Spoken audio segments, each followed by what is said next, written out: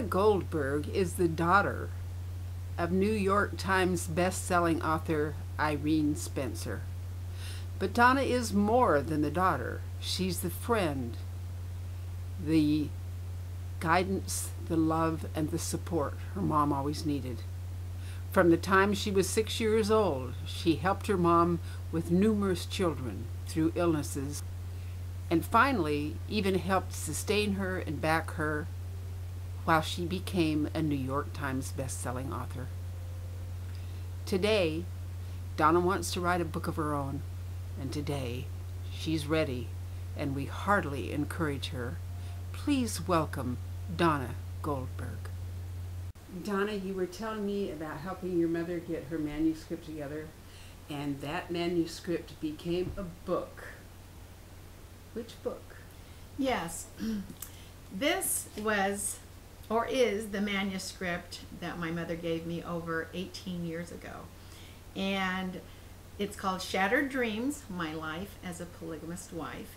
And it's just a testimony, again, of dreams coming true. I couldn't be more proud of this book. It's amazing, and not because it's my mother's, but of course that adds to it. But People magazine gave her 4 stars out of 4, and she gets amazing reviews, and it is a life-changing experience to read. So read it and appreciate your man, and I'm very proud of this. I'm also very proud. Wait a minute, you forgot to tell our audience. What? This book became a New York Times bestseller. It did. This book. And it's available wherever books are sold. A New York Times, okay. I can promise you that this book is a page turner, and you'll read a lot about my experiences also, because I was my mother's right arm, and I guess that's why I totally had to see this published, because I had to do so many things that young little girls shouldn't have had to be doing. I was my mother's, like, I became the mother. Read it. She had a complete nervous breakdown when I was 17 years old, and between me and this lovely lady, we helped her. So, anyway. And there's another book here that means a lot to you. You didn't have any help in writing it, but was inspirational. Want to tell us about that book? I would love to tell you about this book. I got this book. It's called God in My Corner, a spiritual memoir written by George Foreman, and it's his biography of how he came to know the Lord. And I've read it 3 times. I was so taken by the story and how good God is, and how he took this man and completely transformed him. So George Foreman, yes, the boxer and the ex-boxer, I had the privilege of meeting him. A lot of people aren't aware that he's a preacher first. He's been preaching for over 20+ years, and then of course a father, and then his business is all secondary and third to his God and his family. But I highly recommend, if you want to read a good book, read this, because it's really life-changing also. And after I read it, for me, I knew I had become a Christian several years ago, but I hadn't taken that step of being baptized in water. But when I read George Foreman's book, I knew that I needed to get a hold of this man, and that he would be the one, hopefully, to baptize me. And that dream came true almost 5 years ago. I flew to Houston. I was able to connect with him and go to his church where he baptized me. For me, it was a big deal, because I was raised in a Mormon, fundamentalist, polygamist atmosphere, and they were very anti-black, very racist, very, what's another word, prejudice. And my whole life, blacks had been talked down so much. And when I read George's book, not only did I cry, but I saw God in every page and in his life. And for me to have him baptize me, it was like making a personal statement to the world and my family of racial reconciliation.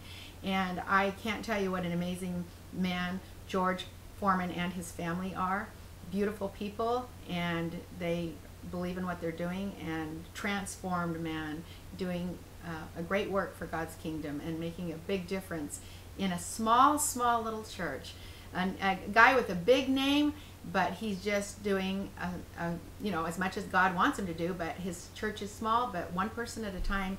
And again, George Foreman's book is God in My Corner, a spiritual memoir, and you'll love it. Let's get a little close up. George Foreman's book.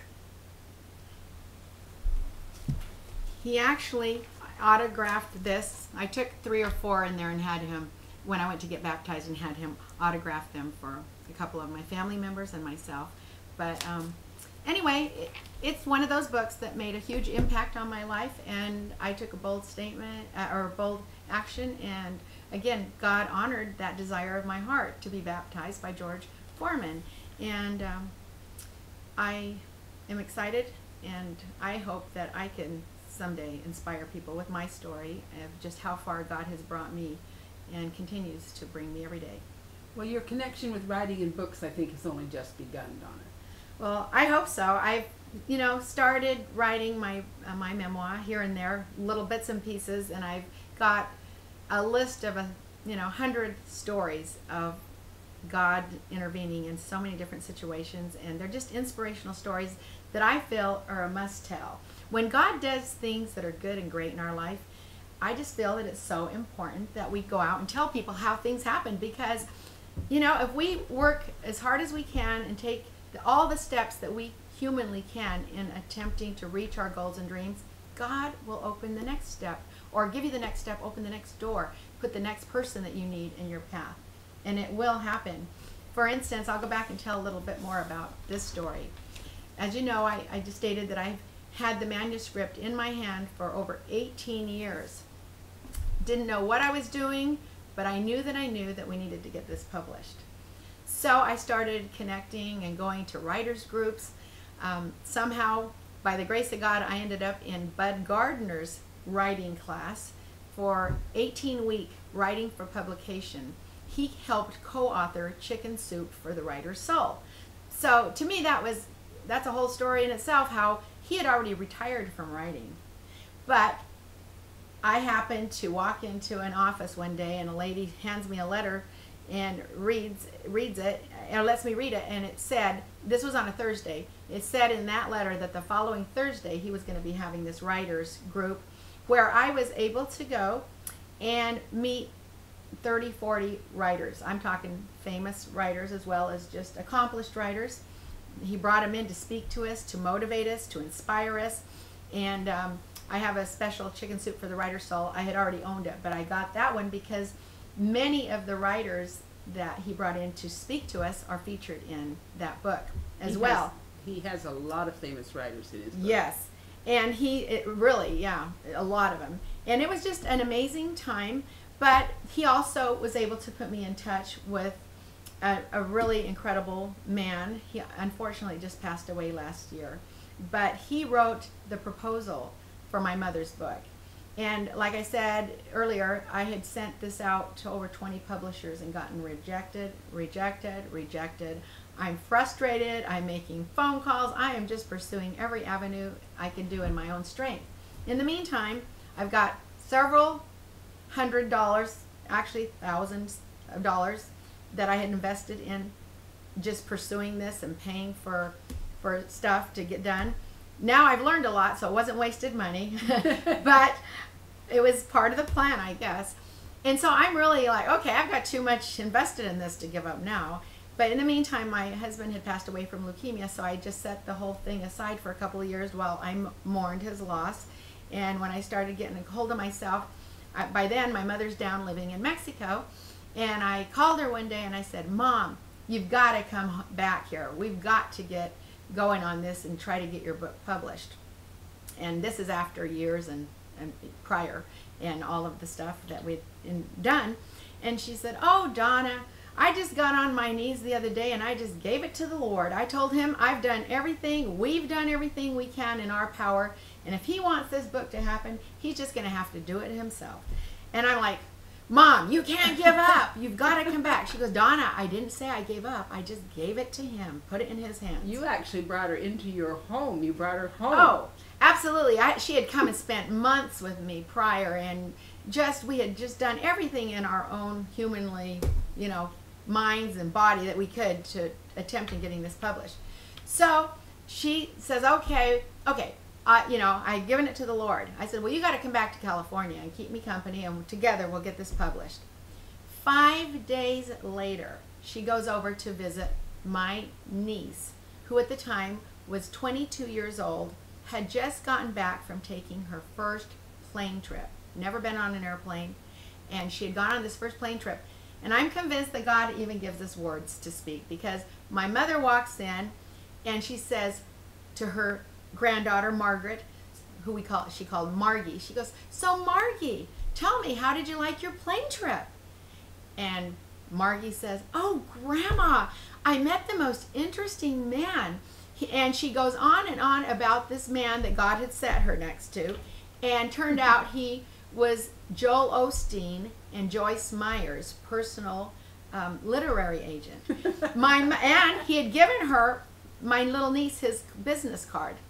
And my mother reads it, hears the story, gets chills from the tip of her head, to the bottom of her toes, and a knowing went through her, this is the man that's going to help you. She's in Mexico, mind you, so she runs to the phone to call her daughter, who is desperate to get it published. And when she tells me the whole story, I said, oh my gosh, if that be true, let me find out, because I think I know someone that can verify it. And sure enough, this person said, yes, great asset, the man that my niece had met, to both market your mother's book and your own. And the rest is history. We contacted them. I was just shaking because I knew it was now or never.